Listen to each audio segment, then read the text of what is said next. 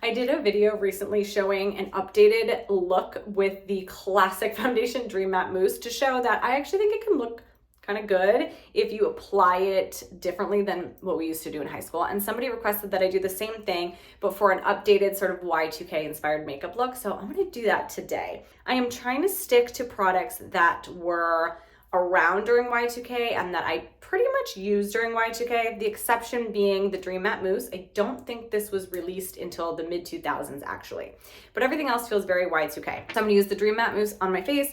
For eyes, I'm gonna use CoverGirl eyeshadow in Sterling. It's kind of like a bluish silver. The classic Maybelline Great Lash. Black eyeliner, because that was always my staple. And then for lips, I'm gonna do a little lip smackers and the Clinique Almost Lipstick in Black Honey and 90s and Y2K staple. I am also gonna use a little bit of pink blush. I personally never used blush until probably adulthood. I just had my face all one color, but pink blush, especially this kind of like super pinky, bright pink, feels very Y2K and we need that. So I'm gonna add that in. Let's get started. The headband just feels mandatory now for Get Ready videos. It is what it is. Okay, Dream Matte Mousse is up first. The key to the Dream Matte Mousse, aside from just finding a shade that actually matches your face, I think is to very, very minimally apply. So I'm gonna start with the fingers. I literally just use a tiny bit, put it on and just blend it around. I tend to have a lot of redness, so I did put a little bit extra on kind of my lower cheeks, my nose, and my chin, places that I tend to get really red. But for the most part, just a really sheer application of the product. Make sure it's nice and blended. You could also use a brush or like a beauty blender if you want a little bit heavier coverage and just apply and build. Make sure that you just kind of go in sparingly and blend it and then see how it looks and then apply more if you need it. Next, we're gonna go in with some blush. I'm gonna use this giant fluffy brush because I just want this to be a nice pink kind of flush to my cheeks. I'm gonna go up a little bit by the corners of my eyes. We did not know what contour was in Y2K, so I'm gonna go with the blush, just a little bit at the top of my forehead, a little bit on the jawline, just to give my face some color. So far, so good.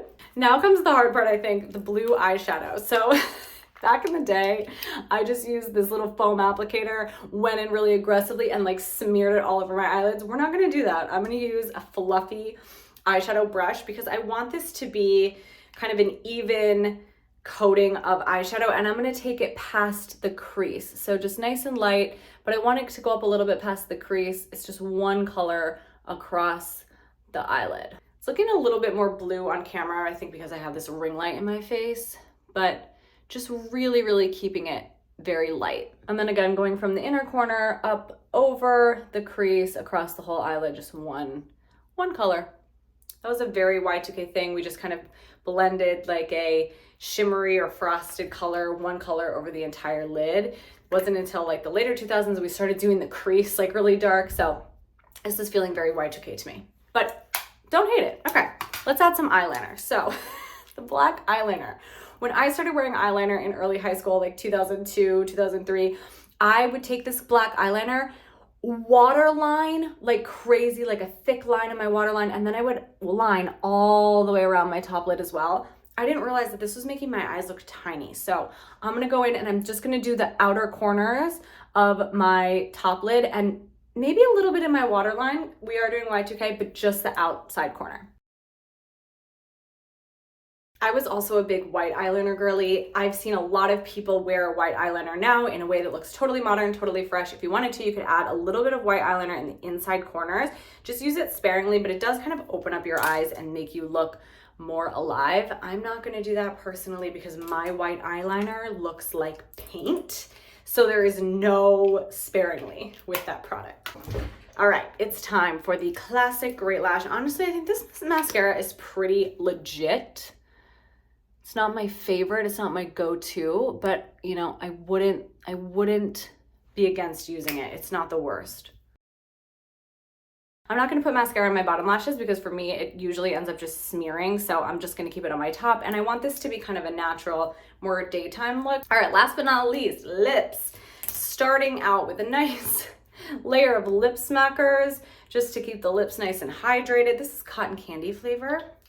And then I'm gonna add the Clinique Almost Lipstick in Black Honey. This is apparently trending again. I remember when I didn't go through this phase because I was a little bit too young, but I remember when everybody's mom used this in the 90s, and we would like try to steal it from our mother's purses because it was like a lipstick we could get away with putting on because it wasn't super dark or pigmented.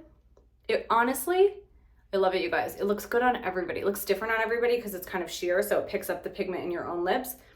Looks great on everybody. All right.